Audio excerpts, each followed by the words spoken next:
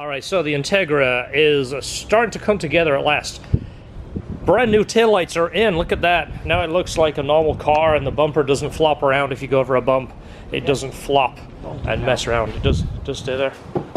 Sweet. Taillights are in. It's starting to look good. So let me tell you, there's been a slight change and a different thing going on here. So anybody know what this is? This is an exhaust manifold, of course. This is the InLinePro B-Series stainless manifold. Everyone else is going to ask at the same time, why are you changing the manifold? Well, let me tell you. The manifold we had on the car is a long time ago was a manifold I designed and had manufactured in China, and of course, like everything in China, before they could fulfill one of my next orders, they fulfilled everybody else. So, and the manifold has changed a lot. Well, I've had so many people ask, what manifold can I use? What should I expect? I want air conditioning, I want power steering. So this is a commercially available manifold, and it's one I do know is a fantastic manifold. More importantly, air conditioning, power steering, everything fits like it should do. So I'm kind of changing it, and it ain't going to make any more power than the one I had, but this is something that you can reproduce. I'm trying to put an idea together because again, it's just so many people have responded, called and said, or emailed me, messaged, said, hey, I have an Integra, or I want to build an Integra. I really want to have air conditioning, power steering. Where did you get the manifold? Which one should I get? And of course, a lot of eBay manifolds are going to fall apart, or they're not going to fit. You can't run air conditioning. This is something you can call up InLinePro and say, give me your manifold. Well, they offer this in cast steel or stainless steel. This is the nice one. I used to use these back in the day. I love this manifold. It's just kind of pricey, but it's like anything, it's worth it. You spend the money, you're gonna get value. So, quick, I never got a chance to film everything, but the ball bearing turbo, peak power was almost identical, and the spool up time was only about 300 to 400 RPMs. And again, I'm trying to produce something and kind of give you the ideas of something that's more affordable. You can contact Boost Lab and they'll recreate that turbo that they created for me. So basically, you can duplicate what we're doing. We're not trying to make 500 horsepower. We're trying to make 350, 360, something like that, but with good boost time, good response, make the car fun and reliable. Of course, you can make more than that, but you end up running into major traction problems, and the car is overbalanced. It just spins the tires everywhere. So, I'm gonna tear the car apart, build everything again using this manifold, because you can get this manifold, you can order it, you can order the turbo, you can build your own downpipe, you can build the charge pipes, that stuff's no big deal. It comes with a 2-bolt flange, which is the one for the tile. I believe they call it an F38. The one we're going to put on here is our MVS, which is the little tile. It fits nicer. It takes up a smaller area here. You're going to need a flange to go from 2-bolt to V-bend. In fact, I have one right here. Obviously, it doesn't bolt on, but that little flange, you can buy them or you can make them. 2-bolt to a V-bend, which fits this. This will go back on here. You can run your dump tube. And this is something you can do or have a shop do for you. So let's start putting this thing together. Something else I wanted to point out here, these are metric. You can run the Honda bolts, which I recommend. These are obviously, Honda bolts are very good quality bolts. They're hardened. You're not going to need a special bolt or a funky bolt that you can't find. You can actually use your Honda bolts. So these are a 14mm head, which means they're a 10mm thread.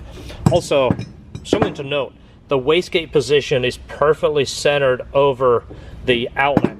These manifolds don't boost creep at all. You can run these, you can run an 8-pound spring in these and it will run 8 pounds. I mean, it is amazing. I want to show a demonstration. We're going to actually change our wastegate spring in our wastegate. We're going to probably drop it to an 8 or a 9 pound. I'll let you know which. Then we're going to put a boost controller in, and I want to show you how good boost response this is. InLinePro are not paying for this, by the way, but you know what, I might actually hit them up and see what they will do for us and see if they'll do any kind of promo code. If you say you saw it in our video, we'll see. Who knows, they might say, no thanks for asking, but then again they might say, yeah, we'll give you guys X amount of percentage off. This is the stainless manifold. I believe it's like $600 on their site. I didn't pay that for it. I did obviously get a dealer discount, but I want to see what they will do for you, because I think we're going to revive the sales of this manifold for them. So stay tuned for that, and if we do, obviously show a little love and subscribe to our channel. Alright guys, so I just talked to InLinePro and they said absolutely, that sounds like a great idea. They're going to give you 25% off this manifold, which I think is actually pretty generous. The coupon code is T3SS. Obviously for T3 stainless steel, use that coupon code, you're going to get 25% off. In fact, here's the email, let me show you. Here it is. So there you go. Please use coupon code T3SS. There you go guys. And again, thank you InLinePro, appreciate it. That is really nice. Hopefully you guys can take advantage of that deal and get yourself a awesome manifold. Alright, so the turbo is now bolted to the manifold. I do want to note, to make sure that everything fits, you need to run either a B or an E housing on the cold side, and on the turbine side it needs to be a 63 AR, which is a good size for a B motor anyway. I've done 600 horsepower on a 63 AR, but this is the way it's going to fit. You can see how tucked in the turbo is. Obviously coming straight down here, the block webbing has to be trimmed, which I'll show you on our motor. We already trimmed it originally because I knew where it needs to be cut, so it's already trimmed. But this is the configuration. This is what it's going to look like right here. And again, there is a lot of copycat manifolds. I'm not going to say anything bad about them. I've tried a handful, and most of them don't work. Usually they look decent on the outside, but the inside, the casting is so rough, or these tubes are, the wall is so thick, the actual inside diameter is very small because they've cast it thick to last. You can see these, let me get my light here, you can see actually how big these are, and they're smooth. This is just the way it came from InLinePro. We didn't clean it up, we didn't do anything. This is just the way it came. You can see how large those runners are, which means the wall on this is pretty thin, but again, it's cast correctly. There's no problems with these manifolds. I've never seen one of these manifolds crack, and I used to use these back in, I would say, the late 90s, early 2000s. We did a lot of B-series turbo kits. This was the manifold we used. I'd never ever seen an issue. The only issue I saw was we were trying to reduce cost, so we stopped using them and cast our own. Alright, so as you see, the fitment is really good. You see how it tucks in there. The webbing back there, I'll show you when I take the turbo back out, but that webbing needs to be cut. You see how it kind of tucks in there. What I've often done is on that nameplate, I will actually shave just a little bit of that so it doesn't contact the compressor housing. I'll lift the compressor housing loose, so you can see if it would be all the way on there, it would rub. You wouldn't be able to rotate this and clock it. It actually goes about there, so our charge pipe will fit. But as you see, it tucks in nice. Let me put the wastegate on there, just sit it there so you can see how much room there is on that too. So that's about where the wastegate will sit. You see it's got more room between the valve cover and the wastegate than mine had, but you've still got plenty of room to run a tube down here and either leave it to the atmosphere or recirculate it like we like to do. But you can see the fitment is really good. Alright, so you can see here, this is a full 3-inch bend, and we have almost a finger's room in there. This is pie cut, so it's nice and tight. I do want to say, I forgot to mention earlier, you're going to need a T3 5-bolt flange, which is known as a Ford style flange. It's a 5-bolt outlet. That design keeps that tucked way close to turbo. But as you see, that's a full 3-inch, and you have room over here to get to that bolt. A lot of 5-bolt flanges, you'll see people, they can't get that bolt in there. And as you see, you got plenty of room. I could actually bring this tighter, but then you would never get that bolt tight. You can't actually put an Allen or a regular hex head in there. I know it's a little bit dark over here, but I just wanted to show you that before we build the rest of the piping. But that's how the turbo looks from underneath. You can see the webbing that needs to be trimmed to get that in there. You see there's way more room than we would need, but I always like to cut more and not have the turbo hit that. Another box opening is a gang knife. So these are the guys that we buy our titanium from. You've seen that in our past videos. Well, we just ordered some more material for an upcoming job. and they did include something they wanted us to show you. So what we got in here, George? Some packing material. That's it? We already have that. High quality packing material. So we have some material, some bends, an envelope. A booklet. No. Cardboard tube. It's a nice tube. There we are. Hey, right here. Gloves. So there should be two different types of gloves there. There is a pack. I There's think that is our general gloves right here. And then some regular gloves. And these are the ones that they say are, what are they called? These are their fabrication basics gloves. They're anti-cut and abrasion resistant. These look pretty cool. He was telling me about those. He said you can literally take a razor to those. You're not going to cut through those. I think these are a general purpose. What do these say? So far the bag is open resistant. These say fabrication basics. And this is a 10-pack. I'll go ahead and link that. I don't know how much this stuff costs. They just sent it so that we could talk about it and of course play with it. Sound like you said the same thing I did. What did you say? These are just regular ones. These are the abrasion resistant. These are not abrasion resistant. Okay, so these are just general use. Yeah, those are like welding gloves. These are hopefully you don't cut your finger off gloves. Put it on. I'll try and attack you with your gang knife, and we'll see actually how good these suckers are. The fit? Yeah. I'm just going to go at it. We're going to test it already. Yeah! I just don't want to do this. Can you feel that? I can feel it doing something. Is there any blood coming out? I don't see any blood at all. Yeah. Look at that. Last time I put it away, I almost cut my finger off. So this is some more Tycon. This is for a particular job. I'm not going to talk about it right now because I don't want everybody to start calling going, hey, is it ready? But look how nicely this stuff is packed. Everything is clean. Everything is bagged. That way it's not all oily and dirty. The insides are clean. A lot of the time you deal with mandrel bend stuff, the inside is thick oil and you have to clean it all out. This stuff isn't. It's clean. It's ready to work with. Of course, look at this. O2 bungs, and it's already beveled so it fits a 3-inch pipe. Perfect. Makes welding much easier. So far the gloves are actually really cool. I have large hands. These are the extra large and they fit me perfect, which is good. I'm gonna find out how much these things are. Fingerprint reader doesn't work. Fingerprint reader don't work with the gloves. No? I thought these phones were good. Let's see how much they are. Here we go, they're right on the front page. So the basics, the 10-pack is 25 bucks. That's actually pretty good. That's like $2.50 a pair. That's cheaper than what I was paying before. So even if they don't give me them again, I'll buy those again. I like them. And they're abrasive ones, the nitrile coated, anti-cut, which you can of course, you know, use a gag knife on those. Those are $14.99. Check them out, Tycon Industries. Check them out. All right, so the MVS with the adapter flange, as you see right here, is pretty low profile.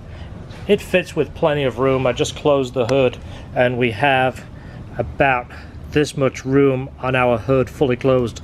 So of course you can fit an F38, but this is just a smaller wastegate and it works just as good as a F38. You can buy these flanges, if not make yourself one, and confirm that fits with plenty of room. Alright, so there's the downpipe. It's a full 3-inch, and I did tie the wastegate tube back in. I don't like that open sound as it hits boost. So this is with a tight bend or the pie cut, so then hold it right there. That is a full 3-inch, and it does fit with plenty of clearance for the air conditioning, and of course the power steering. The power steering is sitting over here so we can access the bolts, but we'll put that downpipe in. The charge pipe should be in pretty much the same place. The oil lines are the same, and then I'll show you what the fitment really looks like. Okay, so if everything goes back together, this is what it should look like. The wastegate is tied back into the manifold. I already talked about that. I don't like the open wastegate sound. We're not making 1,000 horsepower. We don't want to be reminded the wastegate opens at predetermined boost. Everything fits pretty much the same. What I'm going to point out here, someone's going to go, what does that line do? This was the line that we tapped into for our water line for the water-cooled turbo. And we were going to just cap that and weld it, but then we thought about it and said, whoever ends up owning this Integra in the future, if you do put a ball bearing turbo on, or if I put a ball bearing turbo, we have an outlet here. And the other end of this hose goes to the back of the crossover tube. There's our water lines for our turbo. Again, it's never gonna just end right here. It never does. Newsflash, car guys, their car is never finished. It's just suspended modification for the time being. So it should make the same power. We're gonna put it on the dyno. I'm gonna go over everything, make sure there's no leaks, nothing funky going on. It shouldn't be, everything looks good. Should make the same power, but like I was talking about, and I might have just wasted a whole bunch of time. InLinePro didn't pay us to do this, but I am gonna hit them up and say, give our customers some kind of deal on this manifold, because the B series isn't the most popular platform right now, and I'm sure they've got some of these sitting in their warehouse, so fingers crossed. If so, I'll put the coupon code or whatever they do. If they don't do anything, I won't even mention this. But this is something you can duplicate. B-series motor, power steering fits. Can you see that? It's like the bird's eye view. Power steering fits, air conditioning fits, everything works. This is a normal motor. It's not gonna make 1,000 horsepower, but for front wheel drive for a street car, do you really need 1,000 horsepower? No, you don't. You're gonna burn up tires and it's just gonna be annoying to drive because your turbo is gonna be the size of a 5-gallon trash can. So everything fits, everything looks good. This combination would make 450 wheel horsepower if you put a little bit of race gas in there and crank the boost up. That's not my intentions. I don't want to make a ton of front wheel drive power. So we're still going to put stuff together. The cowl has to go back on. I'm refinishing that. Driver side seat still needs to be pulled out and refinished. Passenger side one needs to go in. Radio, some trim panels. I keep talking about that. I'm not going to talk about that anymore because I don't seem to get around to doing anything with it. But again, look at those tail lights. Usually every time we need this thing, the battery's dead. I don't want to start. There it goes. I guess the battery still works. It's nice and toasty. Pretty chilly this morning. It was like 58 here in Florida, which for us it is cold. I know some of you guys are gonna laugh and go, that's not cold. Well, when you're used to 90, 50 is cold. Just think of a 40-degree drop from what you're used to. It's cold. So we got heat. It's still coming up on full temperature. Again, with this big fan, it being really cool out, it'll take forever to warm up. I'll get the laptop, plug the laptop in, which, if calculations are correct, it'll plug into there, and then we can start tweaking that if need be. Hopefully it'll be close enough, but we'll just verify and make sure it's happy. Then when we're all done, we put the O2 sensor back in because it's still running on closed loop right now. There it is, comes up to temperature, the idle drops down. Nice, look at that. Gotta love the way 1000cc injectors run these days. It's not like the old days that they used to run bad. Alright, so if you watch my Instagram, you'll see I just put these up. We had them color matched by Superior and they looked like they were pretty close. Then I had Pat cut the letters and closely matched the red. In fact, let's go out here and take a quick look. Of course, the grain on powder coat is always different, but when you put it over here, it looks pretty darn close. Again, it's kind of hard when you get the angles different. If I go there, kind of hard to tell. Might be a little lighter. I don't want to snap it in because I want to take it off. George has a loose wheel. Yeah. Let's pop it in there. It's hard to tell. See, when I put it there, it looks right. Yeah, it depends on the angle of the light. Yeah, you see there, it looks pretty good. It almost looks like it has like a hair more like purple or something in it. Like if you look at it dead straight on. Yeah, it does, doesn't it? Perfect. Yeah, when you look here, it looks pretty damn good too. Depends how the light catches it. Yeah. But again, going from powder coat to paint, that's pretty good. What is it? So that's pretty good. So I want to go ahead and take them back to Superior. Now we have the H on. We'll get them clear coated. That way we don't have, you know, a tape line here that we could hit. You know, if we're cleaning them, we don't want that to come off. So the finish looks pretty good. They're both kind of satin. So I'll take these back, get them to clear coat them, and that way we'll have a nice finished center cap. All right, so whatever George is doing back there, I won't talk about it. He's putting some bookshelves in there. This seat has to be refinished. I've already talked about this. I'm not going to keep saying it. So hopefully next video you're going to see the car start coming together. I'm not going to pull something apart and put it back together. Even though I do kind of enjoy reinventing the wheel, I want to be done with it. We're going to start putting the fender liners in, the seat, clean it up. I have a buddy of mine that's going to come over and do some magic with the paint. I'll introduce him soon. Good friend of mine. He wants to do the paint just for the sheer fun of doing it. He likes detailing. He only details when he wants to. You can't pay him to detail, but if he wants to, he'll detail for you. Look how good those red seatbelts look in there. Fantastic. So once it's polished, we get the center caps back on. We have a few little tweaks to do. We're gonna get some driving shots. Hopefully you can see this thing go up and down the road, and it'll look like a real car, and then you know what that means when it's finished. Probably time to get rid of it and build another one.